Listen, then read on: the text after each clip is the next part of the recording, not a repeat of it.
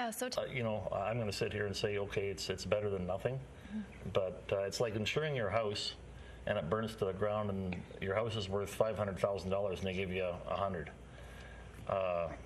That's, am I right, Bill? That's basically the way, or $200,000. I mean, it's not anywhere near what you've got into it. The other thing is, of course, you don't realize how good your insurance is until it gets tested. And that's what's happened. After Peter alluded to it earlier about 1997, when we had a bit of a disaster, we had a rain problem that year, but it started much later, and there was a disaster, but it was in much smaller numbers. That's when they actually came in with crop insurance. Unfortunately, what has happened over the last 13 years, it's never been updated. So you can understand that the numbers from 1997 are a lot different than today, and that has never been done. So there's some work to be done, there's some lobbying to be done, and so these are all things that now the farming community as a whole has to work with the provincial government and lobby for this and make them understand, because there's a lot of farmers out there that are working on an operating loan right now. And if we don't get some sort of support from our provincial government, and possibly also the federal, if the provincial kicks in, we could lose some farmers. You know, farming is not what it's all cracked up to be anymore. It's a tough racket in this day and age, and our costs are escalating at a rapid speed, and we just didn't need this. Delta didn't need this. The Fraser Valley didn't need this, and the consumers didn't need it. But we're faced with it, and now we got to try to make the best of what we've got to work with. One of my biggest fears is there's going to be massive layoffs at the farm level. I mean, we employ 35 people year-round, and you know, we're going to have to lay people off, like lots of people. And come next March, and we want to start up again, how many are going to be back? And I'm just talking about our farm. There's probably 300 people just in the potato business, in the potato industry, that be laid off. And it's tough enough to get people to work on farms as it is, and that's a risk. I mean, we got real good help. All the farms do. They treasure them. They treat them good. But can they withstand, being on employment insurance for 4 or 5 months? I don't know. I mean, some can, some can't, and it's a terrible situation. We don't even know where to go. And that's one of the definitely one of the sort of spin-offs that people don't think of, the layoffs at farms. You also mentioned consumers being affected. So why don't we talk a bit about, other than just the farmer being affected, how broad this actually goes? Well, it goes right out into the world. I mean, truckers, equipment dealerships, box companies, bag companies, labeling companies, advertising, working with yourselves. It just, once you start to write a list down, the page is too small.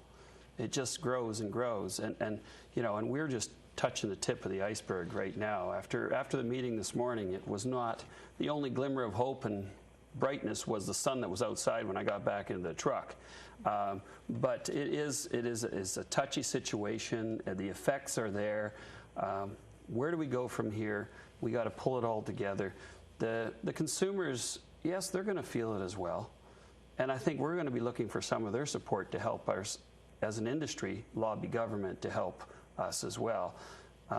Because, you know, this is unprecedented. Peter says back to 1920, you know, that's a long time. And we've come a long way since then. And, you know, for us, for the seed industry, for one, myself, I ship all across the U.S. and part of Western Canada. My accounts are phoning and saying, what can you do? What will you do? So is this next year? I'm sorry I can't deliver this year, but I'll be back next year. That doesn't cut it for them either. So, you know, what does this do for our industry next year, 2 years from now? Will our consumers be still reluctant to, you know, or be on our side? Will they support us as greatly as they have up to this point? You know, that's what's all going to be. And these are all unknown territories that we haven't experienced before. And so, you know, it's unbelievable. So there's a sense there that, will people trust the industry here? Exactly. You know, could this happen again? Is it going to happen again? and a fear among people who are maybe just getting into farming, whether or not they should do this with such high risk. Well, exactly. And there's a lot of young folk. I mean, farmers are sitting around their kitchen tables, and they all would love to have their children become farmers. Well, obviously, I can imagine most farms, as our household, that we're talking about your loss of crops. The money's not going to be as plentiful coming in. So what does the younger generation think? Is this a career that I'd like to get into when you have losses that could happen? So yeah, it's a mindset, it's emotional, it's stressful. I know myself, we tried a week ago to harvest. We got in about a half a day. It was 7 o'clock at night. I should have gone for another hour. Couldn't handle it anymore. You were stressed out. The crew was stressed. You were stuck. You were pushing. You were pulling. It just didn't work anymore. And yet you were ready to go. You had lights. You could do whatever, but your emotions were done. You had to take it off, So, yeah, what more can we do?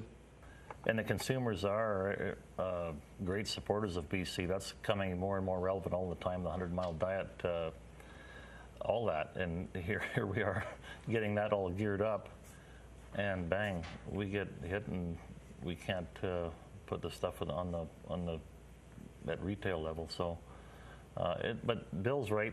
We had many customers at BC Fresh, and that's the marketing arm for all the root crop vegetables in the Lower Mainland and up as far as Abbotsford. We just built a new facility out in Boundary Bay Airport, and opened only a month ago. So this is a pretty rude awakening there's spin-offs. The growers own the building. They don't own the building, they lease it, but they're responsible for payments.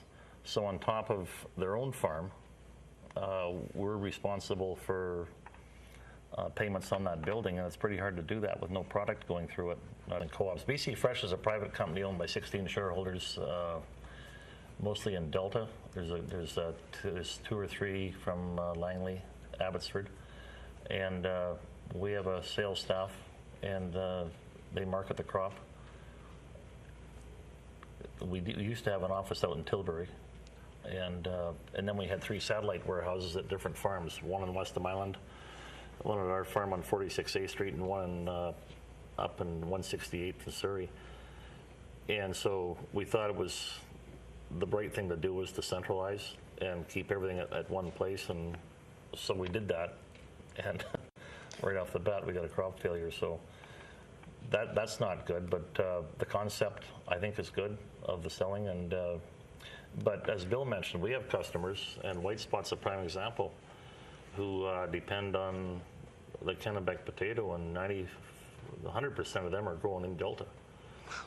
There's a few up in Abbotsford, but very few, and many others. I mean, you got Cisco, you got Neptune, the food service people that service all of the restaurants and mom and pop shops. We worked very hard the last 25 years of displacing a U.S. russet with the BC Kennebec. And now we've got the market, and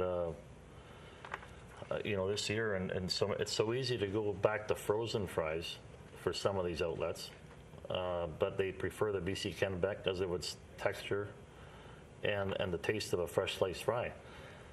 So hopefully, those customers are going to be back a year from now, but there's no guarantee of that, and that's it's so easy for somebody to switch. So we do have a caller. And it is Greg, who from the Chamber, past president of the Chamber of Commerce. So Greg, would you like to ask your question to Peter and Bill? Sure. Well, now, this is definitely a problem that is going to affect all of Delta and businesses in Delta. We at the Chamber are wondering, what is it that the Delta Chamber of Commerce can do to help in this situation? Thanks, Greg. Thanks for the call. The Chamber's always been good at supporting all walks of business. I think probably a letter in the form to the minister would be in order, and maybe letting the members know of the problems. But I think a letter from the Chamber would go a long way to the minister, and we can get you that information. I talked to John Appleby this afternoon, and I told him, you know, we could get that, like the contact numbers and stuff, but that would be much appreciated. The emails can be sent to Minister of Agriculture and Lands, Steve Thompson, and we're going to compile these for the minister, and that email address would be to murray@bcfreshinc.com. So if you want to write a letter in support, you address that to the Minister of Agriculture. And again, that email is murray@bcfreshinc.com. They will all be compiled on behalf of the local farmers and sent as one package. And we now have another caller. We have MLA Vicki Huntington, and she has a question for you. So would you like to go ahead, Vicki? Thank you. Not so much a question. Pete and I have spoken earlier today, and I just wanted to mention to Pete that I spoke again with the minister, and he certainly knows of the issue and is expecting a briefing note. So there's a sense there that will people trust the industry here? Exactly. You know, could this happen again? Is it going to happen again?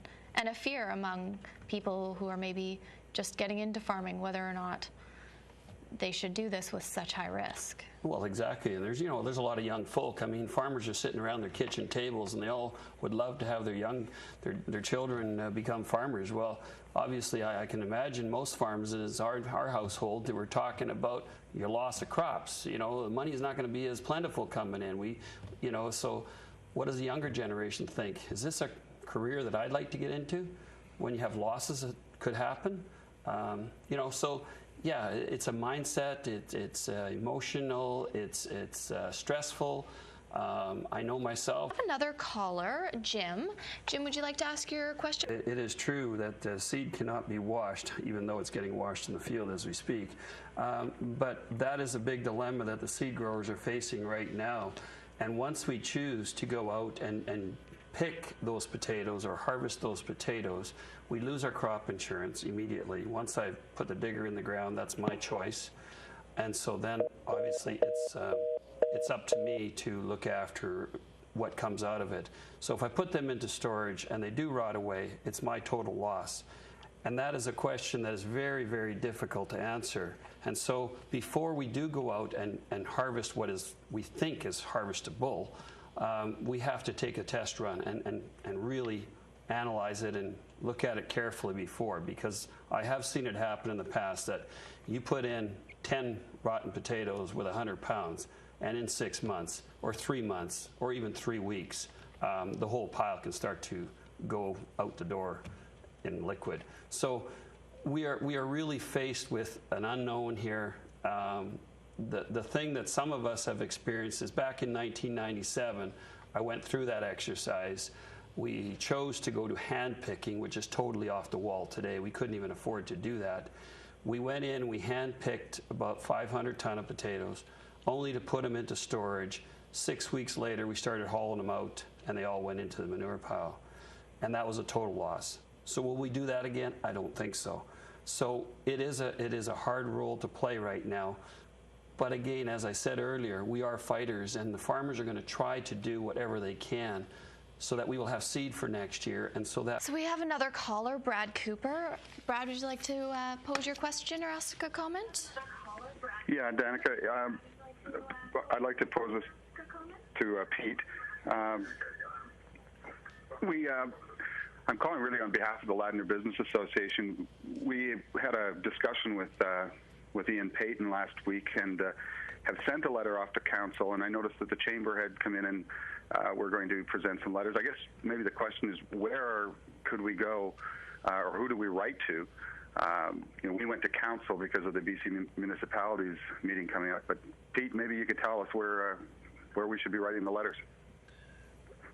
Well, Brad, I think it's no different than what I said to the chamber. Greg at the chamber earlier, we address it to Minister of Agriculture and Lands and Steve Thompson's the minister. And right now we're going to have emails sent to murray@bcfreshinc.com. Okay. And I think the more people that can jump on that, it's great to come from an association, but individual members is good too.